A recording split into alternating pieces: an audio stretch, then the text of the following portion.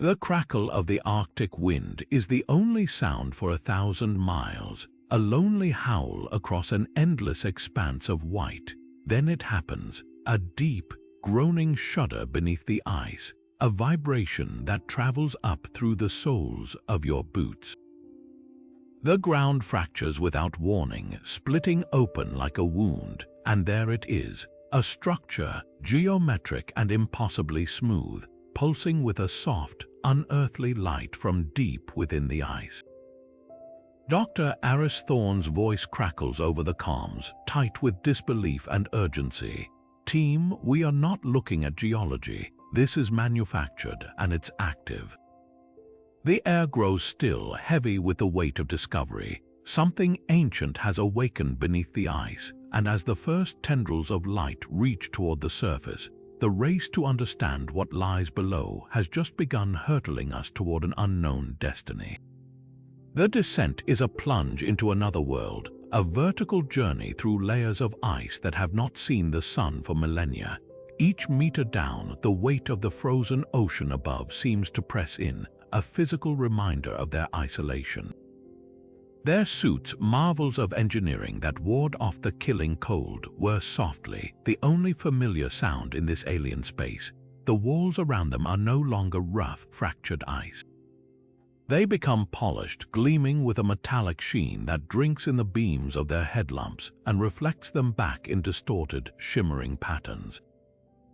That low hum they felt through their boots is now a vibration they feel in their bones, a deep, resonant frequency that speaks of immense power idling just below the threshold of hearing. One of the technicians, his voice thin with awe, reports back to the surface. Readings are off the scale, the composition, it's like nothing in our periodic table. The atomic structure is chaotic yet perfectly ordered. It shouldn't be possible. The air itself feels different, charged with an energy that makes the fine hairs on their arms stand up, a static buzz that their instruments can measure but not explain. They are surrounded by a material that defies all known physics, a technology so advanced it feels less like engineering and more like alchemy. Their lights sweep across a vast, smooth wall of obsidian-like material, so dark it seems to be a slice of empty space embedded in the ice. For a moment they believe they've reached a dead end, a flawless, impenetrable barrier.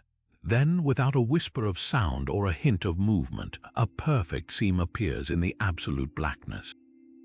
The section of the wall silently retracts, sliding into itself with impossible smoothness, revealing a yawning passage that slopes gently downward. The darkness within is profound, a tangible void that their lights cannot penetrate more than a few feet, as if the very photons are being swallowed. There is no choice to make, no debate. The mystery has opened its door, and the pull is irresistible, drawing them away from the world they know and into the heart of the unknown. The air inside is a shocking contrast to the killing cold they left behind, thick and unnervingly warm, carrying a scent like ozone after a storm, and something else, something metallic and ancient. It feels processed, recycled. The passage opens into a vast chamber, and the walls are no longer smooth. They are alive with light, etched with flowing, intricate patterns of circuitry that pulse with a soft, rhythmic cyan glow, like the veins of some colossal, sleeping beast. The light doesn't just illuminate, it moves, flowing in slow, deliberate currents that respond to their hesitant steps, brightening where they walk and dimming in their wake.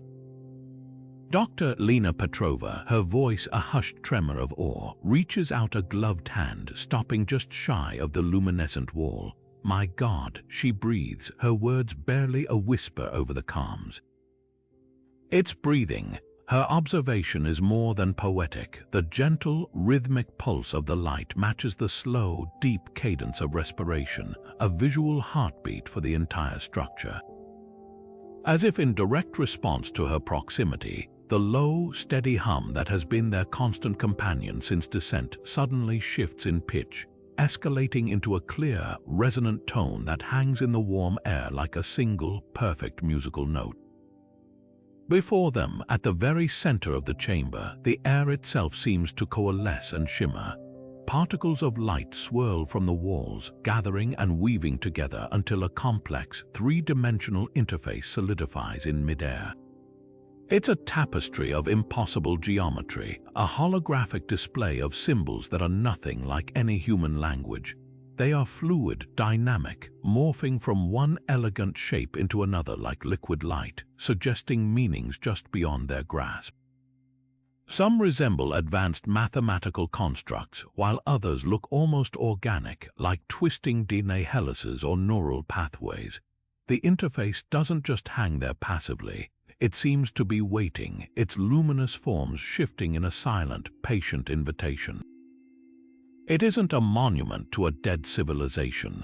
It is a living console, and the intelligence that built it is very much present, aware of their intrusion, and now actively initiating first contact.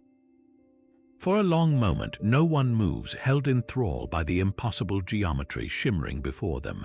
The air hums with potential, thick with the scent of ozone and something far older. It is Dr. Aris Thorne who breaks the spell. A lifetime of scientific curiosity, a drive to touch the unknown that has burned in him since he was a boy staring at the stars, overrides every instinct of caution.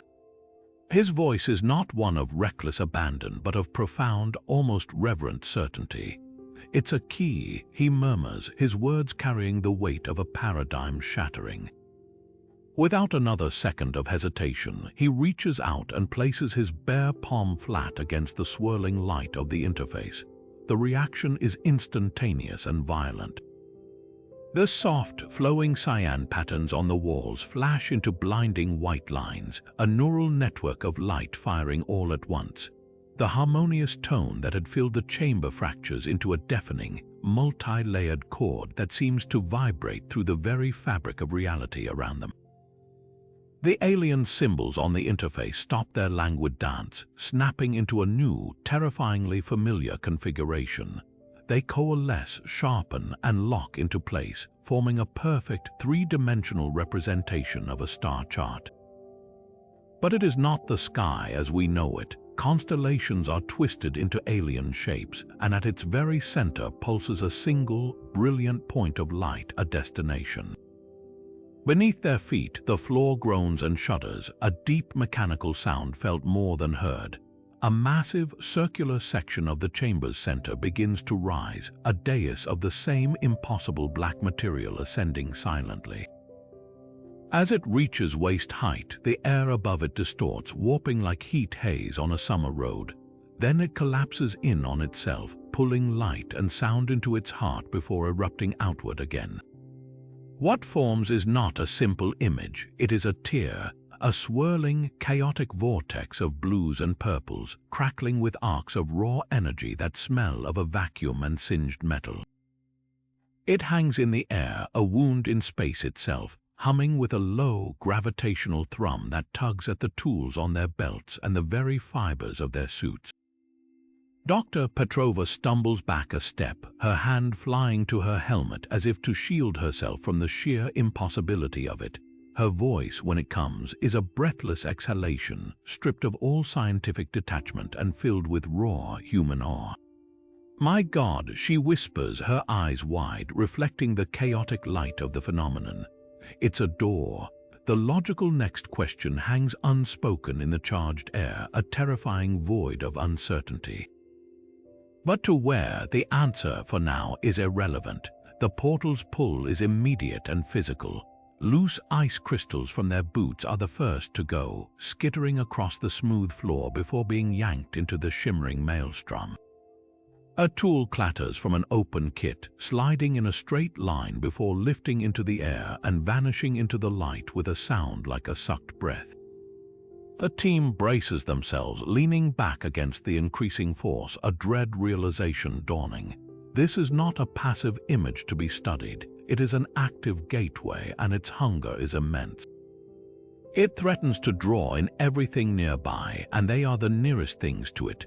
Panic is a physical force, a jolt of pure adrenaline that floods the calms with sharp, ragged breaths and the frantic shuffle of boots scrambling for purchase on the smooth floor. The voice that had echoed in their minds moments before leaves a profound silence in its wake. a silence somehow louder and more oppressive than the portal's hum. It was a voice that carried no tone, held no emotion, yet its words were branded onto their consciousness with the clarity of a diamond cut.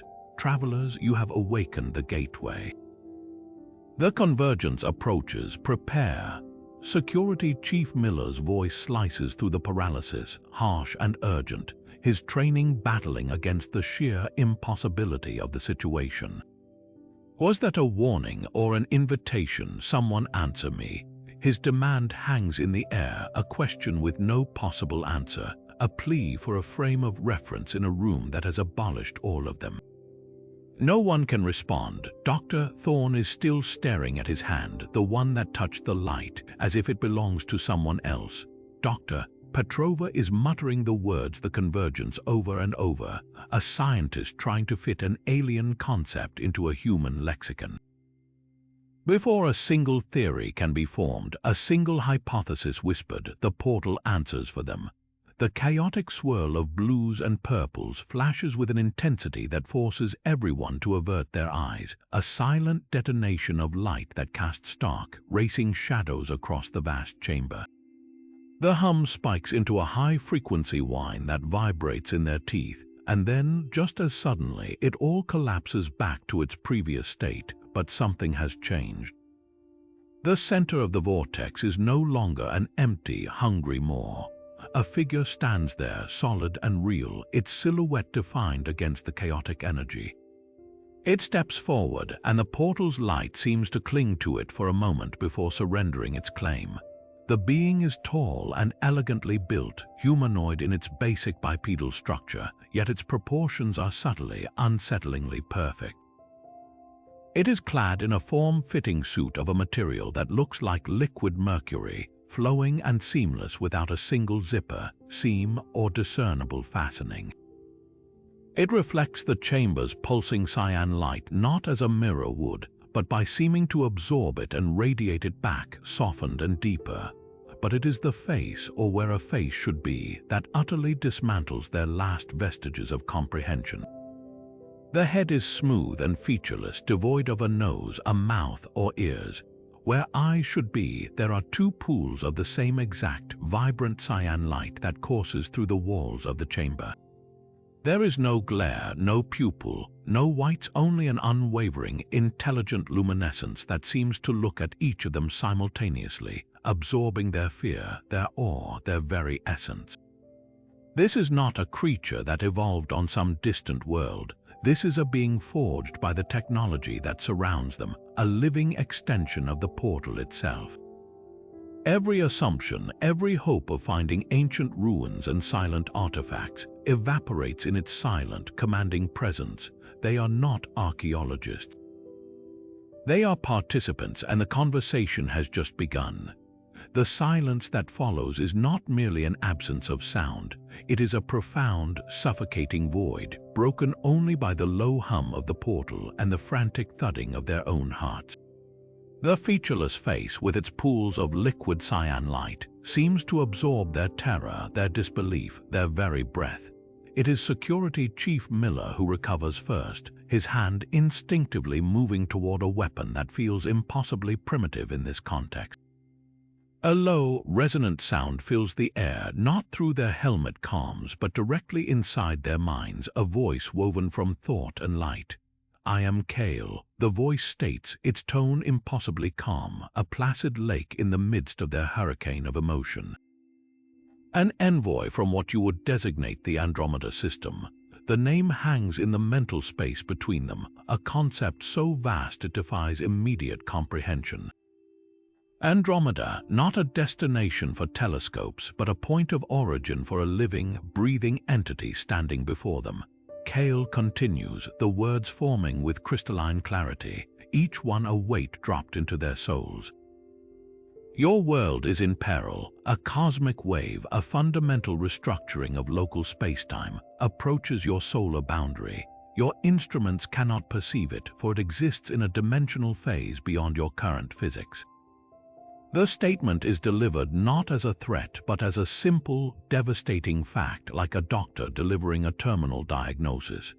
This structure is not a tomb to be excavated. It is a gateway, one of many within a network constructed eons ago with a single purpose: to preserve sentient life from this periodic extinction event. Dr. Aris Thorne finds his voice, though it cracks under the strain, a thin sound against the enormity of Kale's presence. Why us? He demands, the scientist in him grappling for a variable, a reason, anything to make this fit a logical framework.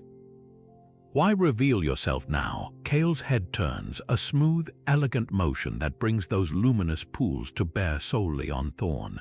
The answer that forms in their minds is not just chilling, it is soul-crushing. Because your species is the last to awaken, the others are already gone. The meaning crashes over them in a wave of ice, the silence from the cosmos, the great filter they had theorized about in quiet university halls. It was not a question to be debated. It was an event. It had already happened. They were not pioneers making first contact in a galaxy teeming with life. They were survivors stumbling into the empty command center of a war that had already been lost on every other front. They were not explorers. In that single, horrifying moment, their identities shatter and reform. They are recruits, the last recruits conscripted into a silent, galactic war for survival, and the battle, it seems, is already nearly over.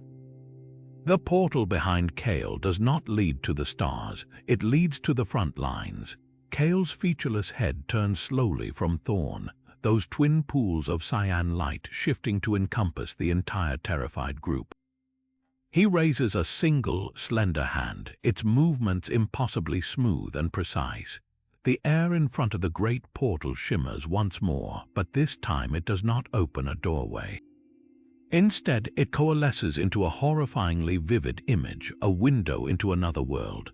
The view is of a fractured landscape under a blood-red sky, a terrain choked with fine, gray ash that falls like snow. The ruins of impossible architecture, twisted spires of some silvery alloy, jut from the desolate ground like the broken bones of a giant. There is no movement, no sound from the scene, only a profound and absolute silence that feels more violent than any scream. This was Cygnus Prime. Kale's voice resonates within their minds, a somber and weighty pronouncement. A civilization of profound artists and thinkers. They too awakened a gateway, they too were given a chance. There was in that sentence hangs in the air a final, chilling epitaph for an entire world. As if the memory itself is too painful to hold, the image begins to distort at its edges. A low, guttural roar, a sound that seems to violate the very concept of sound, echoes not in the chamber but deep within their skulls. From the center of the dead cityscape, the reality of it begins to unravel. The air cracks like glass and something pushes through. It has no true shape, a shifting, oozing mass of pure shadow that seems to be made of broken geometry and screaming void. It moves not by walking or flying, but by unmaking the space in front of it and occupying the absence left behind.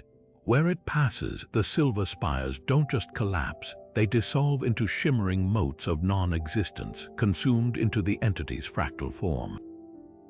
The ash-covered ground itself is stripped away, not into nothingness, but into a chaotic, wrong-colored energy that the entity absorbs, growing larger, more horrifically complex with every passing second. It is entropy given a singular, ravenous purpose. The Null, Kale names it, and the word carries the cold finality of a tombstone being sealed. It is the antithesis of creation. A cosmic pathogen, it does not destroy in the way you understand. It feeds on the foundational energy of reality itself, converting stable matter and time into that. He gestures toward the consuming horror in the image. Your weapons, your greatest armies are irrelevant. They are part of the reality it seeks to devour. To fight it with matter is to feed it. On pure, primal instinct, Security Chief Miller reacts. His training screams at him to engage the threat to defend his team. He swings his rifle up, the stock finding his shoulder in a well-practiced motion. his finger tightening on the trigger to put a high-velocity round into the heart of the monstrous image. But his weapon never fires. Kale does not move, does not flinch. Yet Miller's arm freezes in place, locked by an invisible, gentle, and utterly unbreakable force. The mental voice returns, not with anger, but with the patience one would use to correct a child reaching for a flame. "Your bullets are useless," Kale states, the certainty in the thought absolute. They are mere fragments of the world it consumes. To stand against the Null, you must wield something from outside its menu. You must learn to harmonize with the gateway's energy. As he speaks, the pulsing cyan light in the chamber's walls grows brighter. Tendrils of the same liquid energy peel away from the architecture, swirling around the team not as a threat but as an offering. They can feel it now, not just as light or sound, but as a potential, a tangible force that hums against their skin, waiting for a command, a thought, a spark of will. The lesson is devastatingly clear. Their survival and the survival of their entire world will not be won through force, it will be won through understanding. They must learn to conduct a symphony of energy they cannot yet hear, using instruments they have only just discovered they possess. The training begins not with shouted commands or physical exertion, but with a profound, uncomfortable silence. Kale stands motionless before them, a conduit of silent instruction. The mental guidance is clear, yet feels alien. They must quiet the internal monologue, the constant chattering of human fear and doubt, and focus on a singular, pure intent. For Chief Miller, it's an impossible task. His mind is a fortress of protocols and threat assessments, every instinct screaming to analyze the danger, to find a weakness in their enigmatic teacher. He visualizes a barrier, a wall of pure energy, but the cyan light around him only flickers weakly, a dying ember. Dr. Lena Petrova, however, closes her eyes and does not try to fight her own nature. She leans into it. She doesn't visualize a wall. She feels the concept of protection. She remembers the fierce, overwhelming love she felt holding her newborn niece for the first time. That primal, non-negotiable urge to shield something innocent and fragile from all the harm in the world. She pours that exact emotional resonance, that selfless intent, into the space around her team. The response is immediate and breathtaking. The ambient light in the chamber coalesces, swirling around them in a beautiful, intricate lattice of solidified energy that hums with a warm, protective frequency. A soft gasp escapes her. "It's like a muscle," she whispers, her voice filled with awe. "One we never knew we had. It doesn't respond to force, it answers to feeling. We have to work together to harmonize." Dr. Aris Thorne watches this, his scientific mind reeling. Empathy as a weapon, emotion as a tool. It is the antithesis of everything he has built his career upon. His brilliance lies in dissection, in doubt, in questioning every variable. He tries to replicate Petrova's shield, but his approach is one of intense intellectual focus. He visualizes the molecular structure of the energy, calculates potential resonant frequencies, and attempts to command it with the sheer force of his will. The energy reacts, but it is a jagged, unstable reaction. It sputters and sparks, a chaotic feedback loop of his own splintered concentration. His doubt is a crack in the foundation of their collective effort, a sour note in the symphony Petrova is trying to conduct. The unstable energy he's manifesting lashes out, not at the team, but back toward the source, the great portal itself. A whip crack of raw, uncontrolled force arcs across the chamber and strikes the event horizon. The portal groans, a sound of deep, spatial distress, and for one terrifying second, the swirling vortex of blues and purples stutters, dims, and threatens to collapse in on itself completely, sealing the only known exit from their dying world. The air freezes, the hum of the chamber drops to a menacing whisper. Kale, who has been a statue of calm observation, turns his luminous gaze fully upon Thorne. The voice that fills their minds is not loud, but it carries the weight of galaxies. Your doubt is not a tool of inquiry here. It is a poison. It is a weakness the Null will not just exploit, it will feast upon. Your uncertainty is a beacon to them, a signal of discord in the harmony we must maintain. As if to punctuate his warning, the serene cyan light bathing the chamber suddenly gutters. The walls flicker violently, and for a split second, the polished surfaces are replaced with a terrifying glimpse of something else shifting, grasping shadows that seem to press in from just beyond the veil of their reality. Their outlines a maddening geometry that hurts to look at. The image is gone as quickly as it appeared, but the message is seared into their souls. Their training is not an academic exercise. It is a race for survival, and the clock, it seems, is ticking far faster than any of them dared to imagine. The serene hum of the chamber curdles into a piercing, metallic shriek. Emergency alarms you didn't even know existed blare through the mental space, a psychic assault of pure dissonance. The air, once warm and charged with potential, turns frigid and thin. From the great portal itself, a hairline fracture of absolute blackness spiders across its swirling surface. With a sound like the universe tearing in two, a section of the event horizon shatters. It isn't a hole into another place, it is an ulcer in reality, a weeping wound of non-existence. Through it, the Null pours. It is not a solid mass, but a tide of anti-light. A seeping, oily darkness that doesn't just absorb the chamber's cyan glow, but actively negates it, leaving a chilling, sensory void in its wake. It moves with a horrifying, sentient purpose, tendrils lashing out to smear the walls clean of their living circuitry, reducing complex patterns of light to dull, dead matter. The scent of ozone is instantly replaced by the acrid, metallic tang of corrupted energy and the chilling vacuum of deep space. It's here. Chief Miller's voice is a raw, powerful thing cutting through the paralyzing horror. His training takes over, not as a soldier, but as the anchor he was always meant to be. Form up, focus on Petrova's pattern. Now, he doesn't command with authority, but with a desperate, shared need for survival. The team's minds, still reeling from Thorne's mistake, snap into a fragile unity. They don't think, they feel. They reach for that shared memory of protection, of a shield born from selfless intent. A barrier of coherent light erupts around them, a beautiful, shimmering dome woven from their combined will. For a glorious moment it holds. The leading tendril of the Null impacts the energy field and recoils, sizzling with a sound that is profoundly, cosmically wrong. A spark of hope flares in Petrova's chest. They can do this, they can fight, but the Null does not attack again immediately.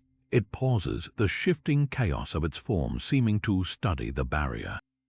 The patterns of their light, the unique harmonic resonance of their four combined minds, are observed, analyzed, and understood in a fraction of a second. This entity is not a mindless force, it is a perfect, adaptive predator of reality.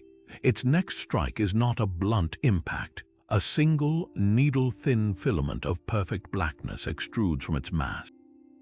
It touches their shield not with force, but with a precise, vibrational counter-frequency.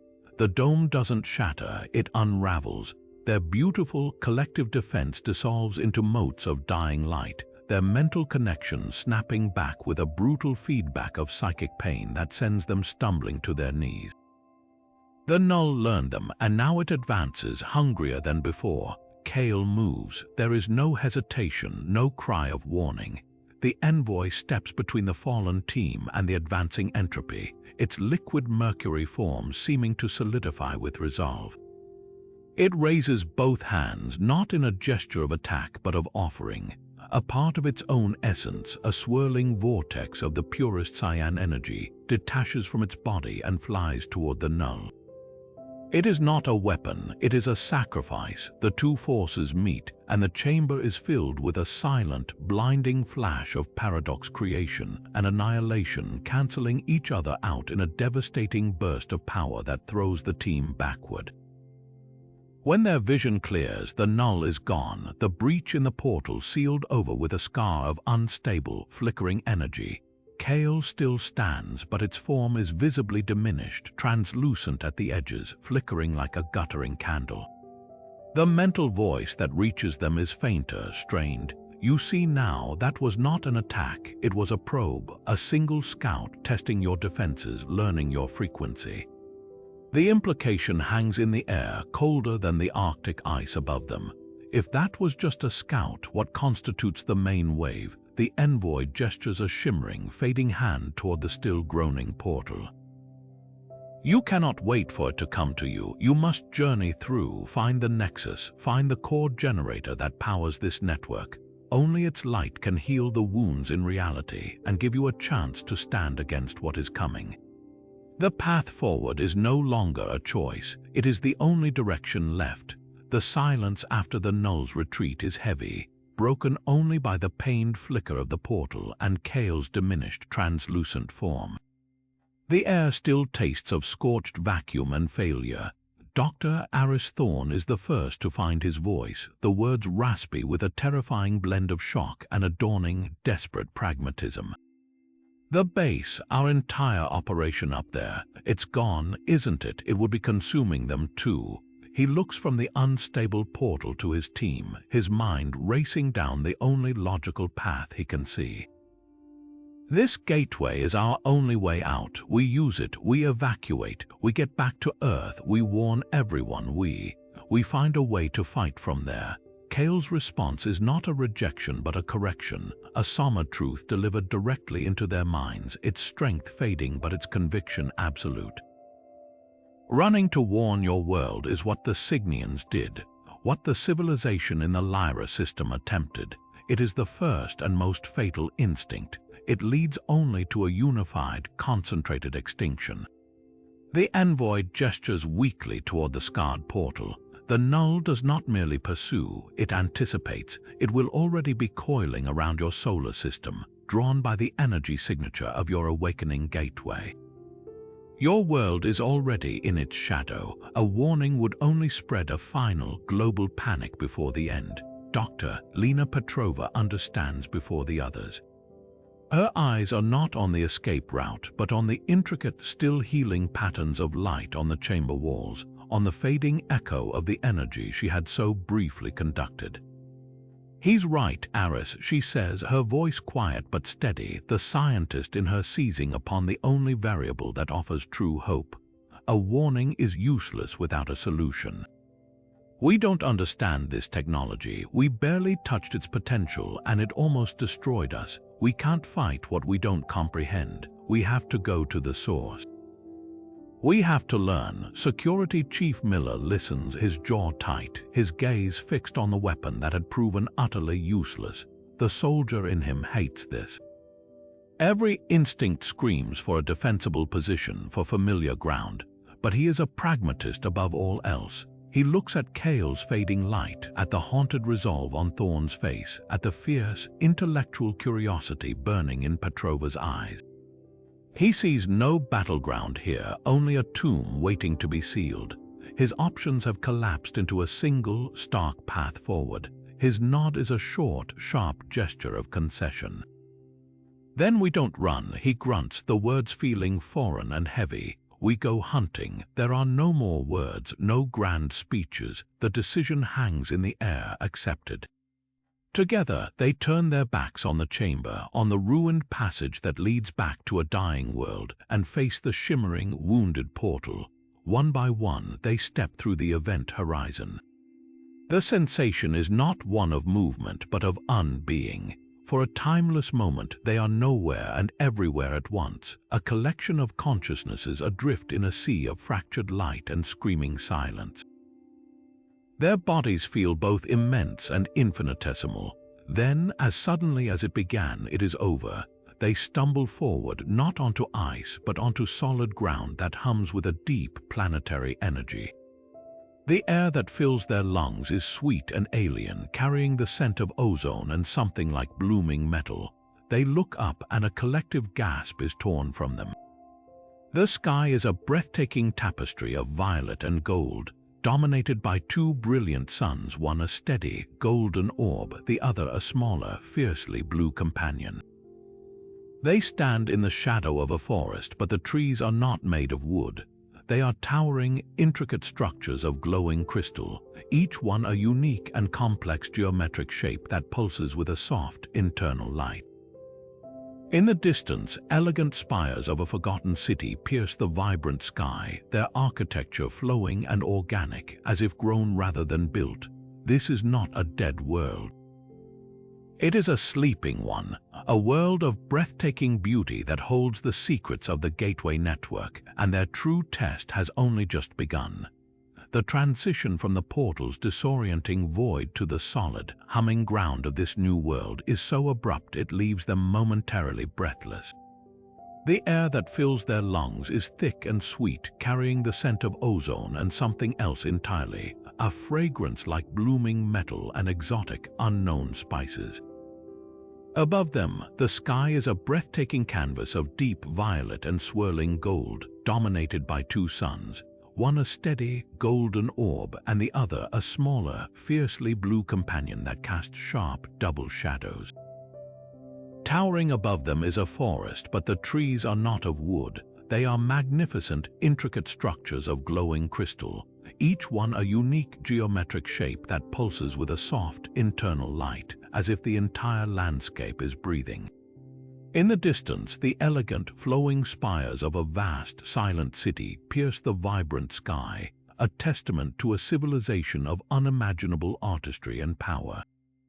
The profound beauty of it is almost painful to behold, a serene masterpiece hiding untold dangers. Kale's form, still flickering and translucent from its sacrifice, gestures with a faintly shimmering hand toward the crystalline city.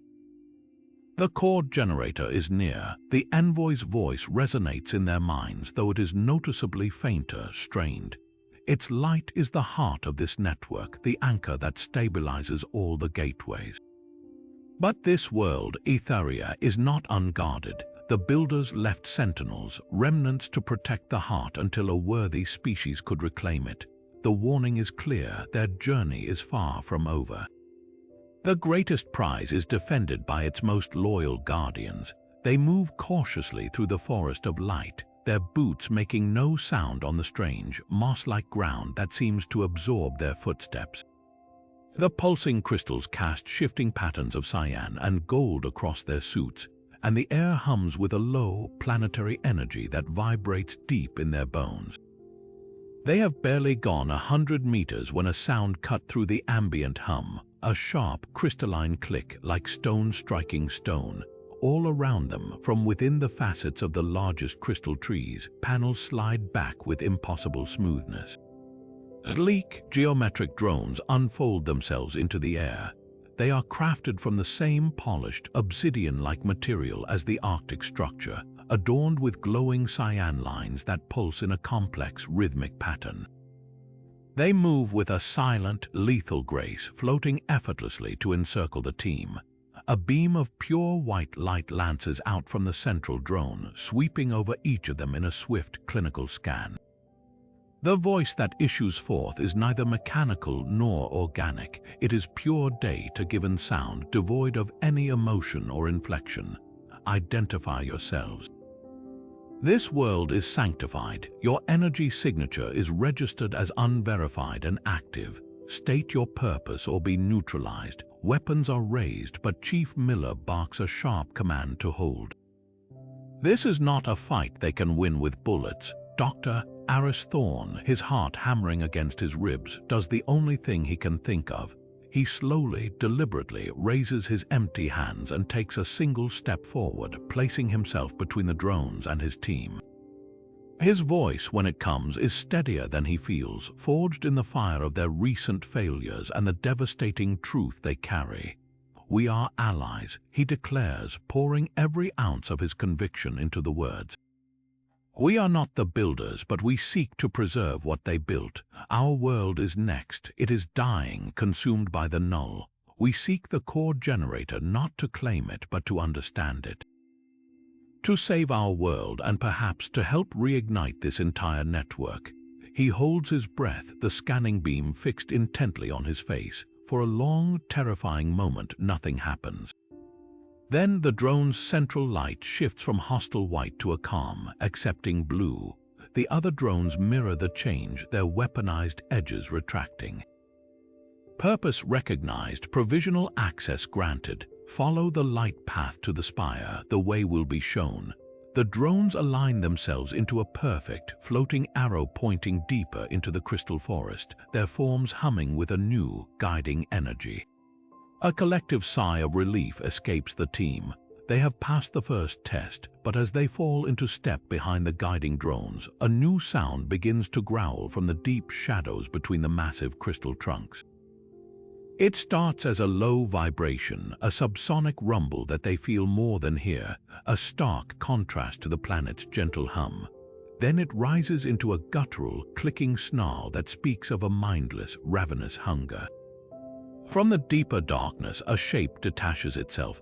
It is a nightmare of mismatched parts, a hulking, bestial form seemingly cobbled together from shattered drone parts, jagged crystal shards, and veined with pulsing, corrupted red energy that looks like infected wounds. Where the Guardian drones were elegance and order, this thing is pure, chaotic malice. It drags one clawed limb made of a broken drone arm, its single, blazing red eye fixing on them with predatory intent. It is a creature of the Null, a predator that has been waiting in the shadows of this sacred world, and it has just found its prey. The true test of Etheria has not begun with its guardians, but with its defilers. The guiding drones, their calming blue light a stark contrast to the deepening shadows, suddenly halt. Their forms flicker, the harmonic hum of their energy stuttering into a discordant, panicked whine. The guttural snarling from the creature of mismatched parts ceases as abruptly as it began. The entire forest of crystalline trees seems to draw in a breath, and the very light pulsing within them freezes mid-cycle. An oppressive silence descends, heavier and more profound than any sound. Then the ground before them trembles, not with the approach of another beast, but with the deep, tectonic shift of something ancient awakening.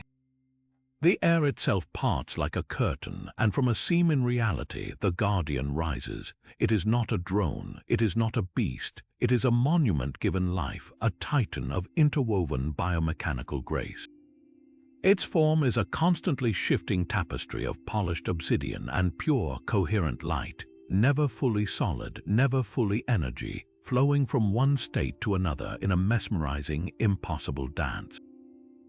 It has no face, only a single, vast aperture in its chest that swirls with the same cyan energy as the gateways, a window into a starfield that should not exist here. When it speaks, its voice is not heard through the air or the mind, but felt in the vibration of their atoms, a sound that bypasses the ears to resonate directly in the soul.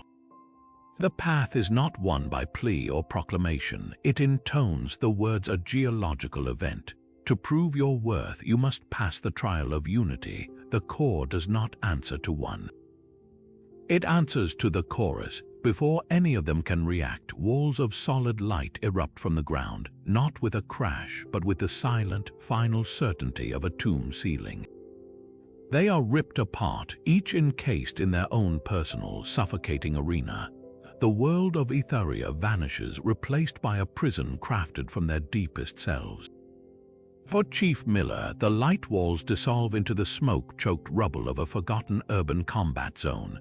The air smells of cordite and blood. The screams of his squad, the ones he couldn't extract, the ones he was ordered to leave behind, echo not as memory but as present, agonizing reality.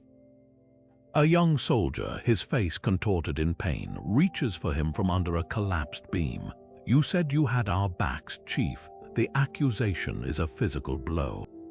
This is his trial, not a monster to fight, but his own profound, enduring guilt, the belief that his leadership is a currency that always comes up short, that his orders inevitably lead to graves.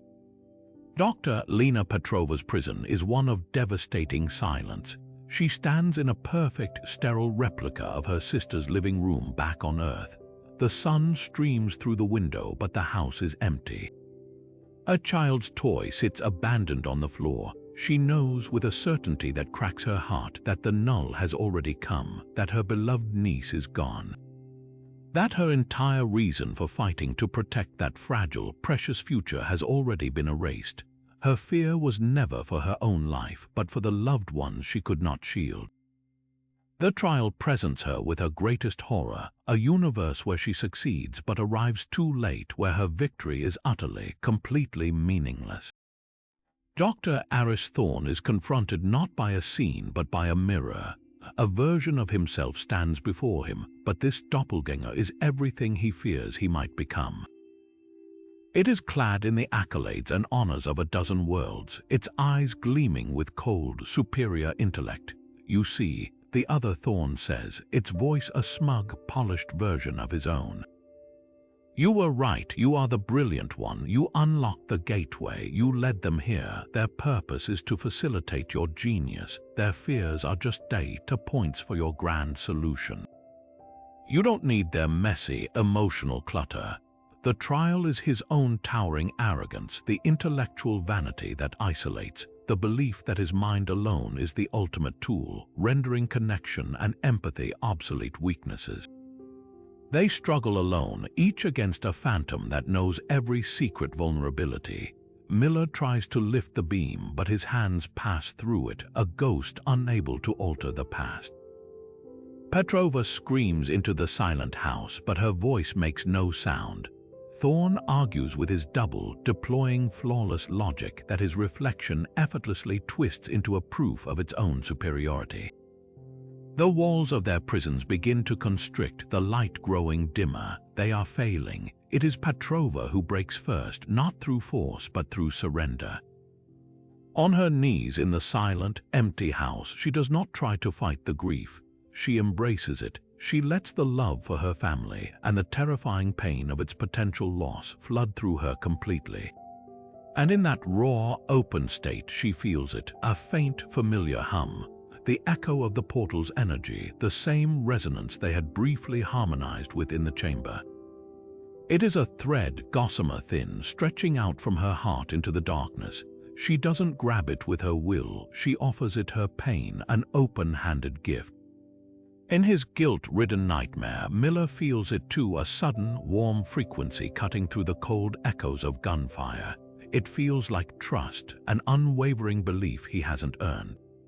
In his arrogance-fueled debate, Thorne is suddenly jolted by a wave of pure, unadulterated empathy, a feeling so alien to his current state that it shatters his double's condescending smirk. It is Petrova's signal, a beacon of shared vulnerability. Without a word, without a plan, they reach back. Miller focuses on the weight of the command he carries, not as a failure, but as a sacred duty to those beside him now. Thorne, humbled, pushes past his need to be the smartest person in the room and focuses instead on the simple, powerful connection flowing from his teammate. He adds his own intent to the mix, not a complex calculation, but the pure, childlike wonder he felt when he first looked through a telescope. Their three distinct frequencies, once clashing and unstable, begin to weave together. Fear, love, duty, wonder, they don't cancel each other out, they harmonize. The mental link snaps into place with the clarity of a perfect chord. The phantom images of their prisons shudder, fracture, and dissolve like smoke in a gale.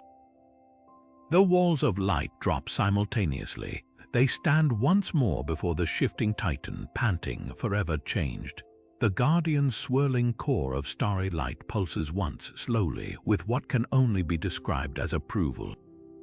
It bows its immense biomechanical head, the gesture shaking the ground beneath their feet. Its voice, when it comes, is no longer a challenge, but a key turning in a lock. The individual is a note, the united are the symphony. You are ready. The Titan raises one vast, energy-shifting arm and points a single, luminous finger toward the base of the largest crystal spire. The generator you seek does not lie in the city above. It lies beneath it. You must journey into the heart of the world itself. The path the Guardian revealed leads them not into the gleaming spires above, but down into the very foundations of Etheria.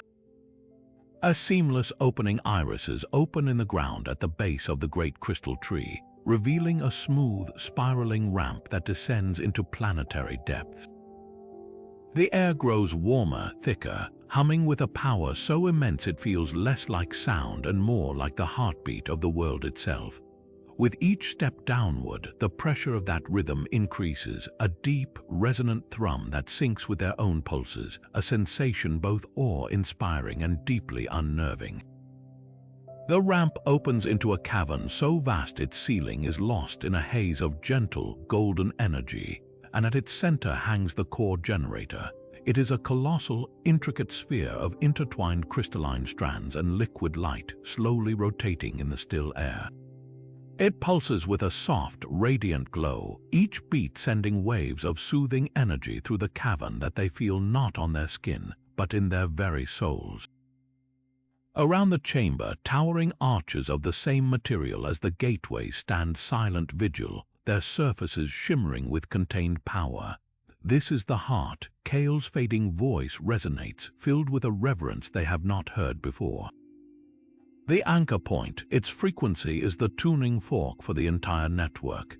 Its steady rhythm allows safe passage between worlds, maintaining the integrity of each gateway. But as they watch, the beauty of the spectacle is marred by a terrifying flaw. With every third or fourth pulse of the great heart, a jarring, discordant note shudders through the chamber. A vein of sickly, pulsating crimson bleeds through the generator's golden light, a chaotic, sputtering infection that twists the harmonious energy into something jagged and pained. The arches around the room flicker violently each time the corruption flares, their stable hum stuttering into a dangerous whine. The Null's presence in the system is not a brute force attack. Kale continues, the strain evident in the envoy's thought voice. It is a subtle poison, a virus introduced into the code of reality itself. It corrupts the harmonics, turning the generator's own song against it. Doctor. Lena Petrova steps forward, her analytical mind instinctively filtering out the overwhelming grandeur to focus on the floor. She closes her eyes not to see, but to listen with that new sense they have only just begun to understand. She feels the beautiful, deep rhythm of the core, a song of creation and connection that is the most profoundly peaceful thing she has ever experienced. Then she feels the invasive frequency, a shrill, grasping dissonance that doesn't clash with the song so much as hijack it, twisting its melody into a scream. Her eyes snap open, wide with a horrifying realization. It's not an attack, she breathes, her voice barely a whisper yet carrying through the immense space. It's a disease, a fever. The generator is fighting an infection and it's losing. We're not here to defend it from a monster, we have to heal it. The solution is as terrifying as it is simple. They must synchronize their newly awakened consciousnesses with the core generator's fundamental frequency. They must become a part of its song, and in doing so, overwhelm the dissonant corruption with a chorus of pure, unified intent. It is a task that makes their previous effort in the Arctic chamber look like child's play. This is not about projecting a shield or a simple thought. It is about achieving a state of perfect, selfless harmony with a machine the size of a mountain, an entity of unimaginable power and complexity. It requires a level of trust and coordination so absolute that the slightest flicker of doubt, the smallest hesitation from any one of them, would not just fail, it would feed the corruption. Their discord would become the Null's weapon, accelerating the network's collapse. They link hands, a physical anchor in the face of the metaphysical task ahead. They close their eyes and together they reach out toward the great, wounded heart of the world. They don't push, they don't command, they listen. They seek the foundational note of the generator's song, the pure tone beneath the corruption. Finding it is like trying to isolate a single voice in a cosmic choir. Thorne's intellect wants to analyze, to break the frequency into its component parts, but he forces that impulse down, instead offering only his wonder. Miller focuses on the unwavering duty he feels to this team, to this chance, making that his offering. Petrova gives her boundless empathy, her desire to mend what is broken. Slowly, agonizingly slowly, they begin to harmonize. A thin thread of their combined consciousness weaves into the generator's energy field. For a glorious moment, the crimson corruption dims, soothed by their presence. The core pulses stronger, a little brighter. Hope, fierce and triumphant, flares in their chests. They are doing it. They are healing the heart. And in that exact moment of vulnerability, as their minds are wide open and fully intertwined with the generator, the null strikes. It does not come from outside. The corruption within the core recoils from their harmony, but instead of being purged, it retaliates with a vicious, sentient cunning.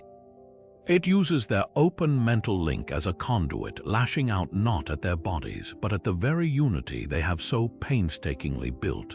It floods their connected minds with a devastating psychic feedback, a vision of the network's total, catastrophic failure. They see it together, a shared nightmare of absolute clarity. They watch as gateways across the galaxy flash into unstable, white-hot overload. They see planets like their own, unaware and unprepared, as ruptures in reality tear open in their skies, vomiting forth the consuming darkness of the null without warning or mercy. They feel the screams of billions extinguished not in fire or impact, but in silent, unraveling nothingness. The vision is a calculated assault designed to shatter their focus with the sheer, unbearable weight of the stakes. The thin, golden thread of their harmony snaps under the strain. The generator's pulse falters, and the corrupting crimson light erupts with renewed, triumphant fury. Their healing has failed, and in their failure, they have shown the enemy exactly what it is they hope to save. The silence that follows the vision is deafening, a void of hope where certainty had just begun to bloom. The psychic assault leaves them reeling, their mental link seared with the afterimage of a galaxy dying. Dr. Aris Thorne is on his knees, his breath coming in ragged gasps, the weight of billions of lost souls crushing his spirit.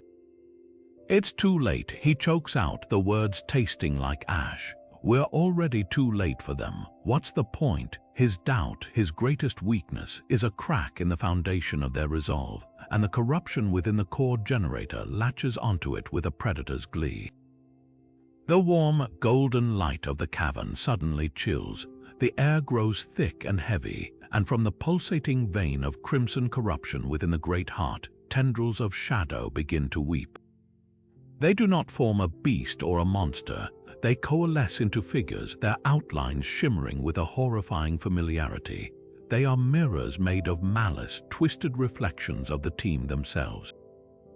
A shadowy double of Chief Miller steps forward, its form etched with the ghosts of the soldiers he failed to save.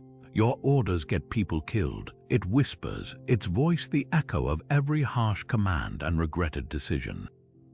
You can't protect them, you never could. Another figure, a distorted mockery of Dr. Petrova, glides toward her, its face a mask of agonizing loss. You left them to die, it murmurs, its tone sickeningly sweet. You chose the stars over your own family. They are already gone because of you. But the most potent assault is reserved for Thorne. His doppelganger is not a shambling horror. It is a perfect, polished replica, its eyes gleaming with cold, superior intellect. It stands over him, a smirk playing on its lips. You see, it hisses, its voice a perfect copy of his own. Your brilliant mind has finally calculated the true odds. 0.0001% chance of success. You were a fool to even try. Your arrogance led them here to die for a mathematical impossibility. You will fail just as all the others before you failed. You are not the exception, you are the rule. Chief Miller staggers under the weight of the accusations, the phantom screams of his squad drowning out the hum of the core. His hands, which had held a rifle with such certainty, now tremble at his sides. He is a breath away from shattering, from accepting the truth of his reflection's venom. But then, cutting through the psychic onslaught like a clarion call, is Dr. Lena Petrova's voice. It is not a shout of anger, but a cry of pure, defiant clarity. "It's a lie," she yells, her own eyes fixed on her tormenting double, seeing it for the illusion it is. "It feeds on discord, on our fear. Don't listen to it. Focus on the harmony, focus on each other." Her words are a lifeline. Miller's gaze snaps from his phantom to Petrova, to Thorne, who is still bowed under the weight of his own despair. He sees not a failure, but a team. He sees not a liability, but a man who reached for the stars when others would have hid. With a grunt of sheer effort, he shoves the spectral accusations aside and lunges for Thorne, grabbing his arm and hauling him to his feet. "She's right," Miller barks, his voice rough but unwavering. "Look at me, doctor, that thing isn't you. I'm looking at the man who touched the light first. Now fight." Thorne meets his gaze, the cold logic of his doppelganger's words still echoing, but now challenged by the fierce, illogical trust in the chief's eyes. Petrova reaches out, her hand finding Thorne's, her other grasping Miller's arm. They form a chain, a circuit of will against the darkness. They don't try to block out the whispers, they instead focus on the bond between them, on the memory of their hard-won unity. They pour every ounce of trust, every shred of hope, every bit of love for the world they are trying to save into that connection. A wave of pure, golden energy erupts from them, not a weapon but a song. It is the anthem of their combined spirit, a harmony of intellect, duty, and empathy that washes over the core generator. The twisted reflections shriek as the light touches them, their forms dissolving into wisps of harmless shadow before vanishing entirely. The wave continues, flowing into the great heart itself. The pulsating crimson corruption recoils, not with a bang, but with a whimper, its dissonant frequency overwhelmed and silenced by their chorus. The vein of sickly light shrinks, fades, and is gone, purged from the system. The core generator brightens, its rotation smoothing into a steady, powerful rhythm. Its pulse strengthens, each beat now a clean, resonant tone that vibrates through the chamber with the force of a reborn star. The light it emits is no longer just golden. It is brilliant, pure white, washing the entire cavern in a radiance that feels like forgiveness. The arches around the room hum in perfect, stable unison, their surfaces gleaming with restored power. Kale, whose form had dimmed to near invisibility, seems to draw strength from the restored light, the envoy's outline solidifying slightly. The voice that fills their minds is filled with a profound, weary relief. "The network is stabilizing," Kale announces. "The gateways are locking back into their true alignment. You have done what was thought impossible. You have healed the heart." The praise is immense, but it is instantly tempered by a new, chilling urgency. But the act of purification has sent a shockwave through the system. The Null's main body, its true core, has felt the wound you inflicted. It is enraged. It now accelerates its approach, diverting its full attention toward your system. Your world is its singular target. The final convergence is imminent. You must return through the gateway and make your stand. There is no more time. The transition through the healed gateway is not the disorienting plunge into the void they first endured. It is a swift, sure step, like crossing a threshold into a familiar room, but the room is on fire. They emerge back into the Arctic chamber beneath the ice, and the reality that greets them is a waking nightmare. The serene, pulsing cyan light is gone, replaced by a frantic, bloody strobe of crimson and deep violet. The air, once warm and charged with potential, is now bitingly cold and shrieks with a sound that is the physical manifestation of pain. The Null is no longer a scout or a probing tendril. It is here. It has taken their home and twisted it into a gallery of horrors. The walls weep a viscous black sludge that sizzles as it drips, eating into the floor. The very geometry of the chamber writhes, corners stretching into impossible, non-Euclidean angles that hurt the eyes, and from the ice itself, the Null has sculpted its army. Monstrous forms of frozen water and shadow stalk the periphery, their shapes a blasphemous parody of life, jagged, multi-limbed things with glowing red pits for eyes, moving with a jerky, terrifying purpose. The fabric of reality is unraveling at the edges, and the team can feel the world groaning under the strain. Dr. Aris Thorne stumbles back from a shard of ice that lashes out like a whip, his face a mask of horrified comprehension. It's not just invading, he yells over the cacophony, his voice cracking. It's adapting, it's learning the rules of our physics, our chemistry, and perverting them. It's building itself a body out of our own world. For a heart-stopping moment, they are overwhelmed, their newfound unity threatened by the sheer, visceral terror of the assault. Then Chief Miller's voice booms, not in panic, but in grim command forged in the fires of Etheria's trial. Remember the heart, remember the song, don't just see it, feel it. He plants his feet, closes his eyes for a fraction of a second, and reaches not for his rifle, but for the energy still humming in the chamber's scarred walls. He doesn't try to analyze it, he simply wills it into a form. A blade of pure, solidified sunlight erupts from his clenched fist, its edge singing with a clean, high frequency that makes the nearest ice monster recoil with a shriek. Inspired, Petrova and Thorne follow suit. Petrova's weapon is not a blade but a shield, a shimmering disk of harmonic energy that she swings forward, its pure tone causing the unstable reality around it to momentarily still and solidify. Thorne, his intellect finally in sync with his intuition, creates a lance of focused, coherent light, a precision tool that he uses to sever the corrupting tendrils of darkness from the walls. They are no longer soldiers with guns, they are conductors of a cosmic symphony, and their instruments are forged from their united will. They push back against the tide of nightmares, their light a bastion in the growing darkness, each harmonious note from their weapons causing the Null's manifestations to flinch and dissolve. But for every creature they banished, two more seemed to claw their way out of the distorted ice. Miller deflects a lunging beast of razor-sharp frost, grunting with the effort. "This is a holding action," he shouts, his voice strained. "We're playing whack-aim-mole. We can't just defend this spot forever. We have to take the fight to it. We have to find the head of the snake and cut it off." It is then that Kale, whose form had been fluctuating weakly near the unstable portal, seems to gather the last of its strength.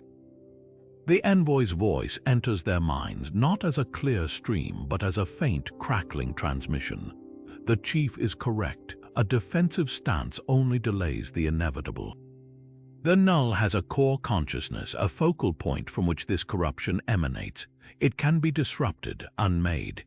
A wave of complex information flows into them, not words, but a resonant frequency, a sequence of harmonic intervals that feels both beautiful and terrifyingly powerful. This is the song of uncreation. To play it requires channeling the entire energy output of this gateway, focusing it into a single, targeted burst. The implication hangs in the air, colder than the Arctic wind now whistling through the fractured chamber. Kale continues, the finality in the thought unmistakable. The process will overload the gateway's matrix. It will be destroyed in the act. This portal, this access point to the network, will be sealed forever. The choice is paralyzing. They can fight a doomed, endless war here, protecting a relic, or they can use that relic as the ultimate weapon, sacrificing their only known connection to the wider universe for a chance, just a chance to save their world. The cost of victory is the very wonder they fought to protect. The chamber's chaotic symphony of warping reality and shrieking monstrosities reaches a fever pitch, a cacophony of Earth's dying gasps. In the heart of this maelstrom, Dr. Aris Thorne's mind, once so fractured by doubt, locks onto a solution with the terrifying clarity of a final, absolute equation. The plan forms not as a thought, but as a cascade of instinctual knowledge, a gift from the core generator now fully integrated into his consciousness. The portal isn't just a door, he shouts, his voice cutting through the din with a newfound authority. It's a resonant chamber. We can use the Null's own corrupting frequency against it, but we have to invert the polarity. We feed the gateway's entire energy output back through the network, but we key it to the Null's unique harmonic signature. It will create a cascade failure, a wave of pure discord that will travel through every connected gateway and unravel it at its source. The brilliance of the plan is matched only by its devastating cost. Dr. Lena Petrova's face, alight with the reflected glow of her energy shield, goes pale. Her scientific mind instantly calculates the ramifications, the variables of isolation, but the feedback, she breathes, her eyes wide with horror. A surge of that magnitude, it will collapse the gateway's matrix from the inside out. The energy required is its own annihilation. We'll be sealing the only exit, Aris. We'll be cut off from the network forever. The words hang in the air, a sentence of profound, irrevocable solitude.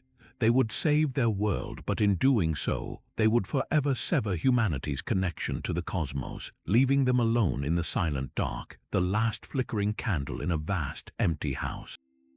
Security Chief Miller doesn't hesitate. His gaze sweeps from the unraveling walls to the determined, terrified faces of his team. He sees not a closing door, but an open one, a chance to fulfill the duty that has always defined him. His nod is a short, sharp gesture of acceptance, his voice gravelly and steady, devoid of any trace of fear. If it saves Earth, he states, the simplicity of his conviction a stark anchor in the storm, then it's worth the price.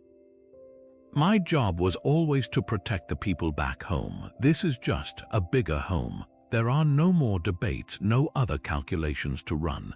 The choice, in its terrible simplicity, has been made. Together, they move to the control interface, the swirling geometry of light now flickering with the Null's invasive crimson. Their hands move in unison, not pressing buttons, but manipulating the energy directly, inputting the suicidal sequence Thorne now holds in his mind. The great portal, the wound in reality they had worked so hard to heal, responds with a violent, screaming light. It swells from a swirling blue and purple to a blinding, furious white, its hum escalating into a deafening roar that shakes the very bedrock of the Arctic continent. The glow becomes a gravitational pull, a siren's call of raw, unstable power that the Null cannot ignore. The attacking ice monsters halt their advance, their forms shuddering as if confused. The corrupting tendrils retract from the walls, all of the Null's disparate attention now drawn irresistibly toward the portal's brilliant, promised feast of energy. It begins to coalesce, the scattered manifestations dissolving back into a singular, terrifying form, a swirling vortex of anti-light and screaming void, pouring itself toward the overloaded gateway, eager to consume the power that would make it a god. Now, Thorne's command is not a shout, but a focused projection of pure will. They link hands once more, their personal fears, their regrets, their love for a world they may never see again, forging into a single, unbreakable tool.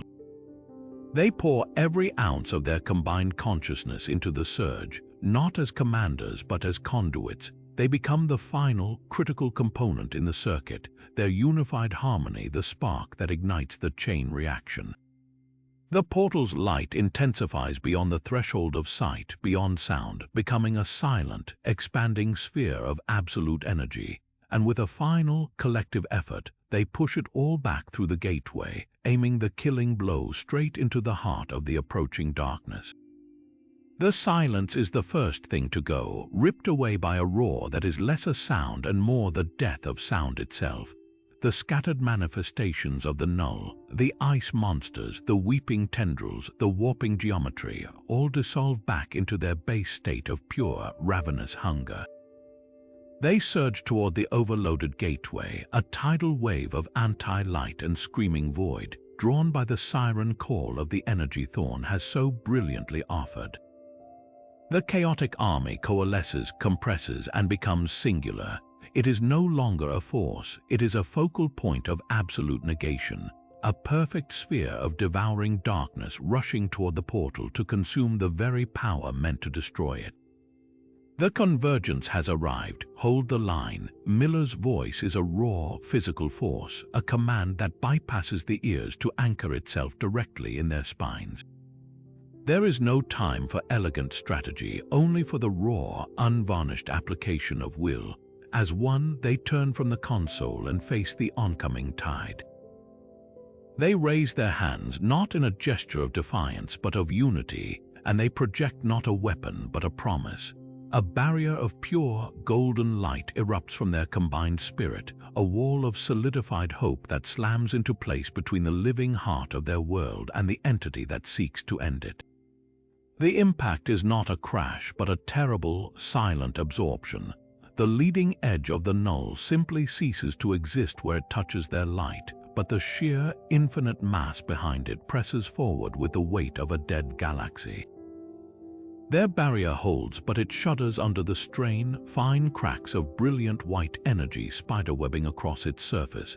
They are a dam against the ocean, and the ocean is winning. It is then that Kale makes the final choice. The envoy's form, already translucent from its earlier sacrifice, does not step forward to join them. Instead, it turns and flows toward the shrieking, white-hot heart of the overloaded gateway. There is no hesitation, no farewell.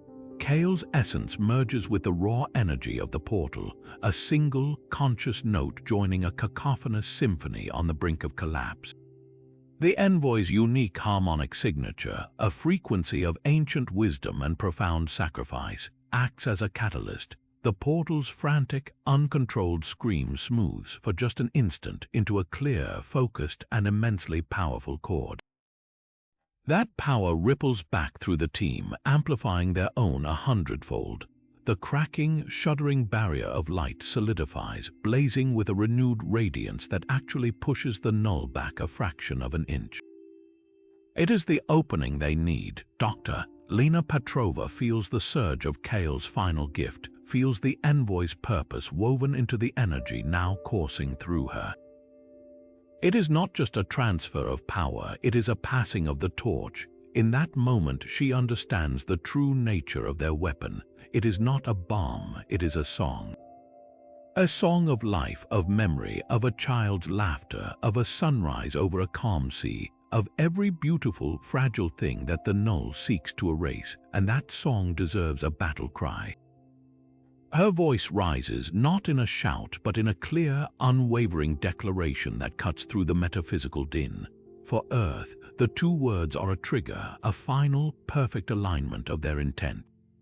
As one, they release the harmonic wave. They do not push it outward, they simply let it go, like opening their hands and setting a bird free.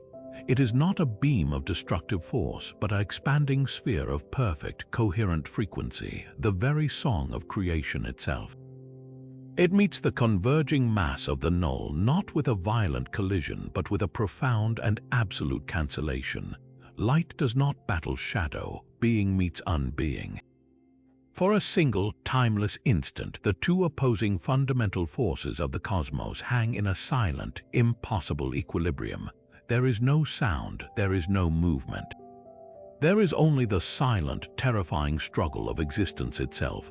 Then the universe seems to take a breath, and everything turns to blinding, silent, absolute white.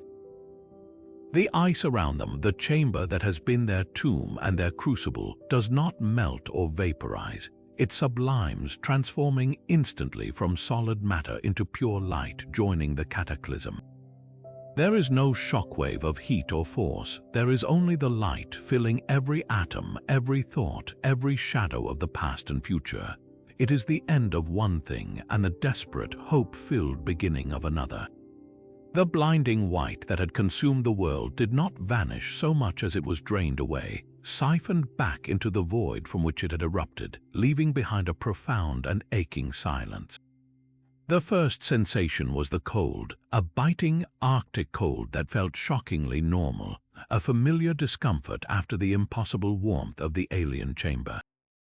The light faded from their eyes, and they found themselves standing in the center of a vast, perfectly smooth crater of obsidian glass, as if a divine craftsman had taken a blowtorch to the very bedrock. Above them, the sky was a pale, cloudless gray, the weak sun hanging low on the horizon. The wind, that lonely, constant companion of the pole, had returned, its low howl the only sound in a world that felt eerily, terrifyingly empty. They stood there for a long moment, a trio of small, fragile figures in the center of that enormous, silent bowl, their suits whirring softly as they worked to combat the cold. No one spoke. The psychic connection they had shared was gone, severed as completely as the portal itself, leaving behind a hollowed-out feeling of isolation. Chief Miller was the first to break the silence, his voice rough, stripped of its usual command, and filled with a vulnerability they had never heard. "Did we do it?" he asked, the simple question hanging in the thin air, carrying the weight of all existence. Dr. Aris Thorne was already on his knees, his instruments spread before him, his fingers flying across the screens with a frantic energy. The readings that had once been a chaotic mess of impossible physics were now flat, steady lines. The deep, resonant hum that had vibrated through their bones for days was utterly gone. "The anomaly is gone," he confirmed, his own voice a disbelieving whisper. He looked up, his face pale, his eyes wide behind his visor. "The energy signature. It's just gone, the null. It's vanished, completely scrubbed from local space-time." A tremor of relief, so powerful it was almost a new kind of shock, passed through them. They had won, the world was saved, but the victory felt hollow, a monument built in a desert. Dr. Lena Petrova wrapped her arms around herself, not against the cold, but against a sudden, profound sense of loss. She could still feel it, a ghost limb of a connection not to the null, but to the beautiful, singing heart of Etheria, to the gentle guidance of Kale. It was a faint, fading echo, a memory of a warmth that was now forever out of reach. "It's over," she said softly, her breath misting the inside of her helmet. "But we've lost it, the gateway. It's sealed, we're cut off." The realization settled over them, as heavy and cold as the Arctic ice. They were alone. Truly alone. The universe, which for a breathtaking moment had been opened up to them, teeming with wonders and horrors beyond comprehension, had now slammed shut. They had sacrificed the stars to save their own backyard. They were the sole survivors of a cosmic war no one else would ever know was fought, the guardians of a secret too vast to ever share. They had been granted a glimpse of the symphony of creation, only to have the music stop and the concert hall doors locked behind them forever. They were heroes who could never speak of their heroism, forever changed by a journey that had now vanished without a trace, leaving them standing in the silent, frozen dark, wondering if it had all been a dream. The profound silence that followed the cataclysm was a weight upon their souls, a stark contrast to the cosmic symphony that had so recently roared through this place. The air was just air again, bitingly cold and thin, carrying only the lonely sigh of the Arctic wind across the glassy crater that was all that remained of the gateway. The sense of isolation was a physical ache, a hollowed-out feeling where a connection to the infinite had once thrummed. They moved with the slow, heavy steps of mourners, preparing to make the long, grim trek back to whatever might be left of their surface base, their minds already turning inward to the immense, private burden of all they had seen and lost. It was then that a flicker of warmth touched the edges of their consciousness, a sensation as faint and precious as a single candle flame glimpsed across a vast, dark plain. The voice that formed in their minds was a mere whisper, a ghost of the presence they had known, yet it carried an unmistakable clarity and purpose. "The network is severed." Kale's thought voice resonated, thin and strained, yet filled with a final, unwavering resolve, but the knowledge remained. "You are not inheritors of a dead empire's tools. You are the guardians of its memory now, the first sentinels of a new chapter." As the last echo of the envoy's consciousness faded from their minds, a final, parting gift manifested in the physical world. With a soft, crystalline click that was deafening in the absolute quiet, a section of the smooth, obsidian glass floor nearby ear-rised open. There was no dramatic mechanism, only a seamless reveal. Nestled within the hidden compartment, resting on a cushion of soft blue light that pulsed once gently before winking out, were a dozen perfect data crystals. They were not of alien design. They were exquisite, intricate structures that seemed to be carved from solidified starlight, their facets capturing the weak polar sun and reflecting it in 1,000 tiny, hopeful points of light. Dr. Aris Thorne approached as one would a holy relic, his earlier despair washed away by a tidal wave of sheer, unadulterated awe. He reached out a trembling hand not to touch them, but to feel the faint, residual energy that still emanated from their core. His scientific mind, which had so often been a cage of doubt and analysis, was suddenly set free, seeing not an end, but an infinite series of beautiful, terrifying beginnings. "It's not a user's manual," he breathed, his voice thick with emotion. "It's a seed, a foundational philosophy. We can't just rebuild what was lost. We have to understand it, to learn its language from the first principle, not as users trying to command a power we don't comprehend, but as stewards. As partners, the distinction was everything. It was the difference between plundering a temple and learning to pray within it."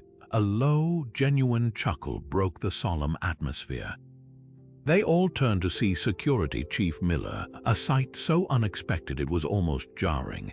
A real, unforced smile had broken across his face, the first any of them had seen since this entire nightmare began. He looked from the crystals to his teammates, his gaze no longer that of a soldier surveying a battlefield, but of a builder assessing a foundation. He hefted his pack, the gesture pragmatic and final. "All right then," he said, his voice resonating with a new kind of strength, one forged in sacrifice and tempered by hope. "Enough standing around in the cold.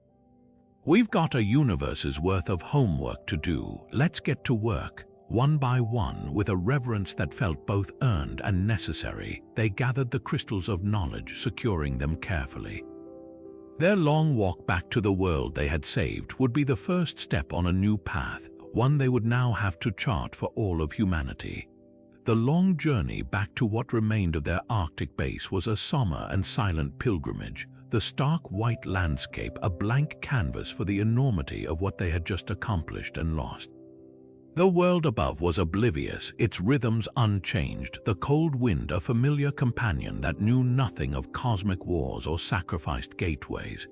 They were ghosts returning from a battle fought in the spaces between reality, carrying a secret that would forever separate them from the rest of humanity. Yet, as they were quietly extracted by a bewildered and diminished recovery team and debriefed in a sterile, high-security facility, the weight of their isolation began to transform. The profound grief for the connection they had severed was slowly, meticulously replaced by a new and solemn purpose. They were not just survivors, they were custodians of a legacy. The data crystals, now secured in a vault designed to contain energies far beyond any earthly equivalent, became their sole focus. The initial analysis was an exercise in breathtaking humility. These were not simple storage devices to be plugged into a computer. They were interactive lessons, each one a key that only unlocked its secrets in response to the right harmonic intent, the very same empathetic resonance they had learned to wield beneath the ice. Dr. Lena Petrova spent weeks in a meditative state, her hands resting near the largest crystal, not issuing commands but simply listening, allowing its complex data streams to flow into her consciousness as a series of intuitive understandings rather than hard facts. What emerged were not schematics for weapons or engines of conquest, but something far more revolutionary: elegant, stable blueprints for self-contained, sustainable portal conduits. Her voice, when she finally presented her findings to Thorne and Miller, was filled with a quiet, awe-struck certainty. She called up a holographic display that showed not a massive, world-ending rift, but a graceful, archway-sized structure, its core humming with a gentle, contained light. "We were thinking too small," she explained, her eyes shining with the reflected glow. The ancient builders weren't just creating escape routes, they were building bridges. This technology, it isn't about creating a network to conquer the stars or plunder other worlds. It's a tool for connection. We can create a new web, a gentle one that connects humanity to itself first. Imagine instant, zero-energy travel between continents, sharing resources and knowledge without the delay of geography. We can end scarcity not through force but through understanding. Dr. Aris Thorne, who had once sought knowledge as a means to personal triumph, now looked upon the same data with the sober eyes of a historian who has learned from the gravestones of entire civilizations. He nodded slowly, his gaze fixed on the intricate energy pathways of the smaller portal design. Petrova is right, he agreed, his tone measured and grave. The others fell because they saw this power as a means to an end, a tool for expansion that ultimately attracted the very end they feared. Our approach must be the opposite. We share this carefully, deliberately, and only after we have built a framework of wisdom to contain it. We avoid their fatal mistake by ensuring that technological advancement is never allowed to outpace our collective emotional and ethical maturity. This isn't a prize to be won, it's a responsibility to be earned generation by generation. This shared conviction became the foundation of a new, unbreakable pact. They formalized what their trials had already forged, creating a covert alliance operating from the shadows of the world's security apparatus. Officially, the Arctic event was classified as a unique and contained geophysical anomaly, a story buried under mountains of red tape and quiet reassignments. But unofficially, it became the founding myth of a new guardianship.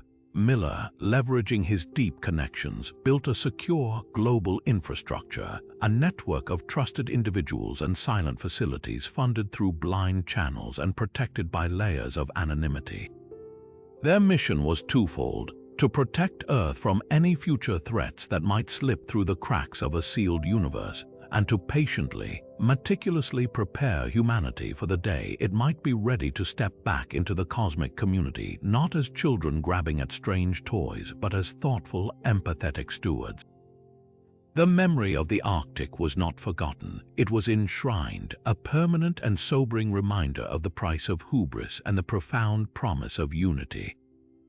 Months of tireless work unfolded in the sterile silence of their deepest, most secure laboratory, a facility buried far beneath the world's notice. The air was thick with the scent of ozone and a nervous anticipation that hummed almost as loudly as the machinery surrounding the central platform. There, assembled from theories translated into tangible form, stood the prototype. It was not the massive, imposing arch of the Arctic structure, but a smaller, more elegant hoop of interwoven crystalline filaments and polished alien alloy, its design a direct gift from the data crystals. Dr. Aris Thorne's fingers flew across a console that responded to his touch with soft, liquid light, his face a mask of intense concentration. With a final, deliberate gesture, he initiated the activation sequence. For a heart-stopping second, nothing happened. Then, the air within the ring began to shimmer, to coalesce, and with a deep, resonant tone that vibrated in their chests, a stable, brilliant window of cyan light snapped into existence. It held perfectly, its edges sharp and unwavering, a silent, controlled miracle. Thorne's breath left him in a rush, his whisper filled with a reverence that bordered on prayer. "It works." Across the room, Security Chief Miller did not share the scientist's rapt wonder. His posture was rigid, his eyes constantly scanning the room's perimeter, the energy readings on his own monitor, the very air around them. He saw not a marvel, but a vulnerability. He saw the door they had fought so hard to close, now rebuilt by their own hands. His voice, when he spoke, was low and gravelly, a steadfast anchor in the tide of their exhilaration. This time, he stated, the words not a suggestion but a solemn vow. "We do it right, no assumptions, no rushing. We move with our eyes wide open." His presence was a necessary counterweight, a permanent memorial to the cost of their previous haste. The first test was not a person, but a probe, a sophisticated sphere of sensors and recorders, its surface etched with the same harmonic stabilizers they had decoded from the builder's blueprints. With a silent command from Petrova, it floated serenely into the center of the light and vanished. The minutes that followed were an eternity, each second stretching out, measured by the frantic beating of their hearts. Then the portal shimmered and the probe returned, settling gently onto the platform. Its shell was cool to the touch, undamaged. The data stream it unleashed into the main display was not a string of numbers, but a breathtaking tapestry of light and sound. The screens bloomed to life with vistas of impossible beauty. They were looking into a twilight world under a sky of soft lavender where two small moons hung like pearls. The landscape was a serene garden of gently glowing flora, plants that pulsed with a soft internal rhythm, their leaves moving in a slow, graceful dance to a wind they could not feel. Crystal-clear streams meandered through fields of silver grass that chimed softly as they swayed. There were no cities, no signs of industry or conflict, only a profound and majestic peace. The air, according to the probe's analysis, was breathable, rich with oxygen and exotic, sweet scents. It was a world not just habitable but welcoming. A sanctuary. Dr. Lena Petrova watched the images unfold, her hand pressed to her chest as if to quiet her own heart. Tears welled in her eyes, but they were not tears of fear or loss. They were tears of a hope so profound it ached. "This changes everything," she said, her voice thick with emotion. "This isn't a resource to be claimed or a territory to be conquered. It's an invitation. This can be the start of a new era for us, not an era of fear and defensive isolation, but one of connection, of careful, respectful learning." In that shared moment, surrounded by the evidence of their second chance, a new covenant was forged between them, stronger than any official mandate. They looked from the peaceful alien garden on the screen to the stable portal, and then to each other. They made a silent vow, a promise to the memory of Kale and the fallen civilizations that had not been so lucky. Their exploration would be slow, their steps measured in centuries, not years. They would prioritize understanding over expansion, wisdom over speed. They would honor the immense sacrifice that had made this new beginning possible by ensuring that humanity's future among the stars would be built not upon the rubble of its past mistakes, but upon a foundation of profound respect and hard-won humility. The gateway was open, but their greatest act of strength would be their patience. The chamber was silent, the sterile air thick with the weight of history waiting to be made. Before them stood representatives from every major world power, a sea of faces etched with a mixture of skepticism, awe, and the lingering trauma of a global catastrophe they could not fully remember, only feel in their bones. Dr. Aris Thorne stepped to the simple podium, a single data crystal glowing softly in his palm. He did not speak of weapons or territorial claims or economic advantage. Instead, he spoke of a silent, glassy crater beneath the Arctic ice and the profound loneliness that followed a victory no one else could ever be told about. His voice, once known for its academic certainty, now carried the gravitas of a man who had stared into the abyss and brought back a fragile hope. The evidence of other civilizations is not a promise of friendship, he told the assembled leaders, his gaze steady and sober. It is a lesson in fragility. We are not alone in the universe, but we are responsible for our place in it. This technology is not a sword to be wielded, but a shield to be shared, and a bridge to be crossed with utmost care. From that shared understanding, born from a secret burden, the Arctic Accord was forged. It was not a document of conquest, but a covenant of mutual guardianship. Nations agreed to pool their brightest minds and most dedicated personnel into a new, unified initiative, transparent in its goals but fiercely protected in its methods. The Accord's first public act was not a military demonstration but a symbol of its core philosophy. In a neutral zone chosen for its historical irrelevance to old-world conflicts, the first public gateway hummed to life. It was not the terrifying, chaotic maw of the original structure, but a masterpiece of controlled elegance, a wide, graceful arch of crystalline filaments and polished alloy, its event horizon a stable, shimmering pool of serene blue light. As world leaders, hands linked in a gesture of performative but potent unity, stepped through together, they emerged moments later on the other side of the planet, their expressions transformed from political calculation to childlike wonder. It was a tangible proof of concept for a future without borders, a future where the very idea of war over resources or territory became instantly obsolete. Security Chief Miller watched the ceremony from an elevated platform, his arms crossed, his eyes constantly scanning not the portal itself, but the crowd, the security feeds, the horizon. The uniform he wore now bore the insignia of this new global initiative, but the man within it was unchanged. As the cheers erupted and diplomats clapped each other on the back, he leaned over to Dr. Petrova, who stood beside him with a hopeful smile. "They see a parade," he murmured, his voice low enough for only her to hear. "I see a single point of failure. The Null may be gone, but space is big, and we open the door, we stay ready."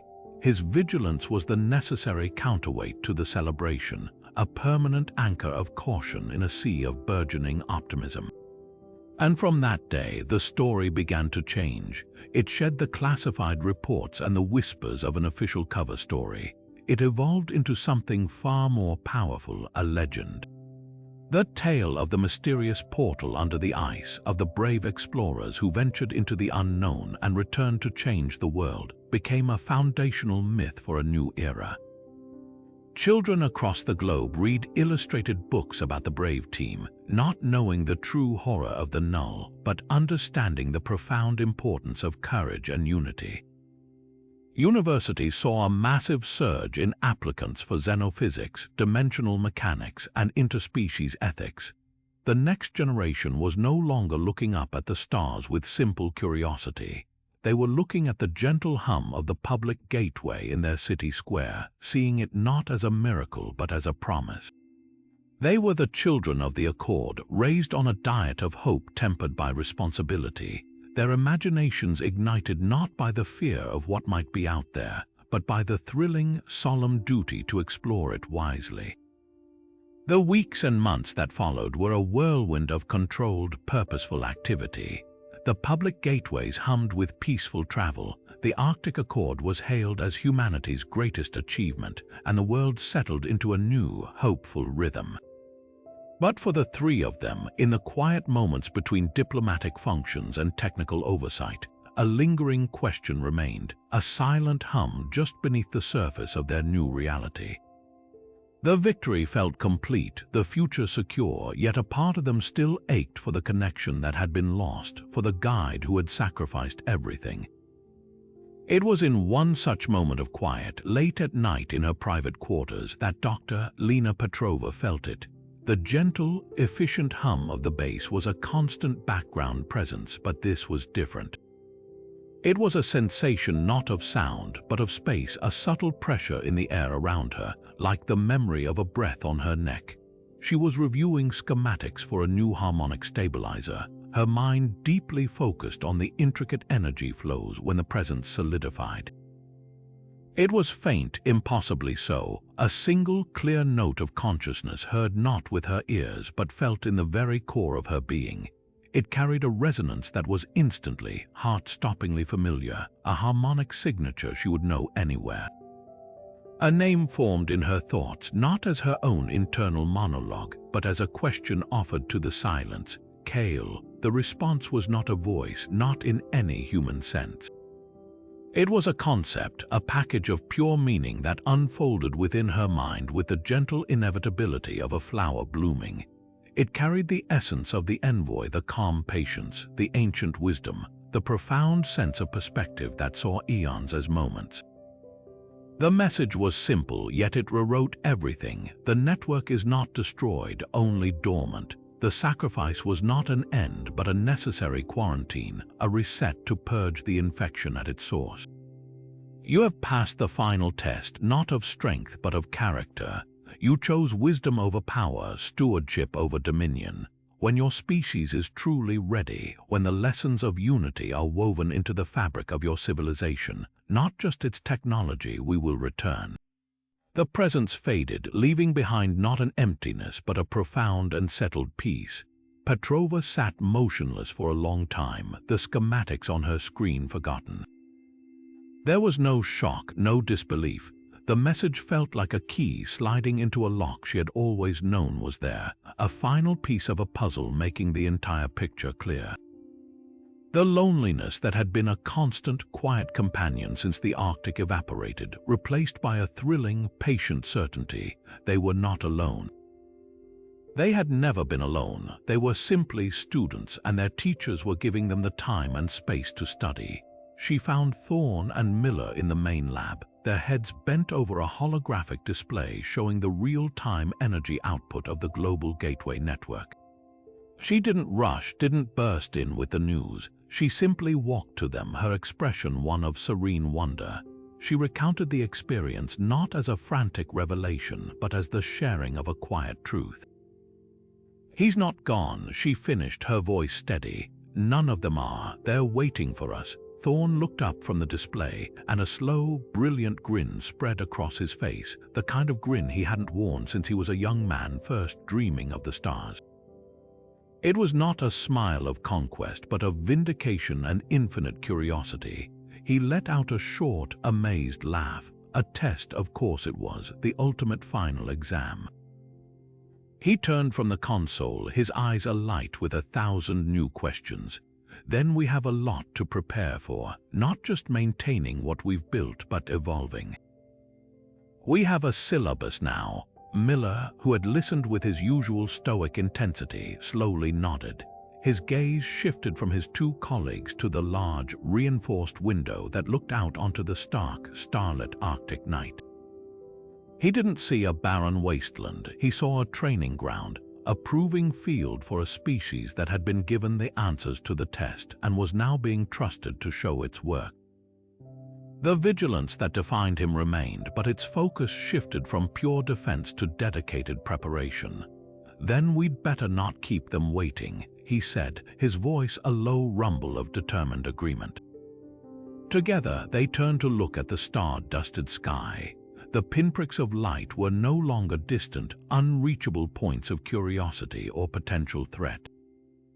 They were neighbors, a community they had been invited to join, an invitation with no expiration date but with the highest of expectations. The silence that stretched between them was filled not with fear or the weight of a secret, but with a shared, breathless anticipation. Their first adventure had ended not with a closing door, but with an open invitation. The real work, the most important journey, was just beginning. The Arctic ice has reclaimed its silence, a vast, pristine expanse of white that holds its secret deep within the frozen heart of the glacier. The site of the original gateway is now a protected monument, not with plaques or statues, but with a simple, energy-neutral field that permits only those who understand its true significance to approach. It is a place of pilgrimage for the few, a silent cathedral where one can stand and feel the profound weight of the choice that was made there. The choice to sacrifice a universe of wonders for the single, precious world beneath our feet. It stands as a permanent reminder that our greatest strength is not found in the power we wield, but in the wisdom we show in choosing when not to use it. The three who stood at the epicenter of that choice are forever changed, their lives woven together by an experience that transcends friendship or professional camaraderie. They are a trinity of perspective, Thorne's brilliant curiosity now tempered with profound humility, Petrova's fierce empathy honed into unwavering resolve, and Miller's protective instinct expanded into a guardianship of all humanity. They do not lead from thrones or command centers, but from quiet laboratories and training facilities, mentoring the next generation of explorers, engineers, and ethicists. Their shared ordeal is the unspoken foundation of everything they teach, a lived lesson in the cost of knowledge and the price of peace. They are not celebrated as public heroes, for their true victory is a quiet one, known only to a select few. Their reward is the sight of a world slowly, carefully, stepping into a brighter future. In a rare moment of quiet reflection, high above the Earth in an orbital station designed for gateway calibration, Aris Thorne looks down at the glowing network of cities below, each connected by the gentle, humming arches of the new portals. His words are soft, meant for his companions, but they carry the weight of a lifetime of discovery. "We spent so long looking at that structure under the ice," he muses, trying to understand its mechanics, its origin. "We thought it was a door to other worlds, a means of escape or conquest, but we had it backwards." He turns from the viewport, a faint, wise smile on his face. "It was never a door, it was a mirror, and it showed us in the most brutal and beautiful way imaginable exactly who we had the potential to become." The sentiment hangs in the air, a perfect, crystalline summary of their journey. And as if in answer, the primary calibration arch in the center of the station begins its activation sequence.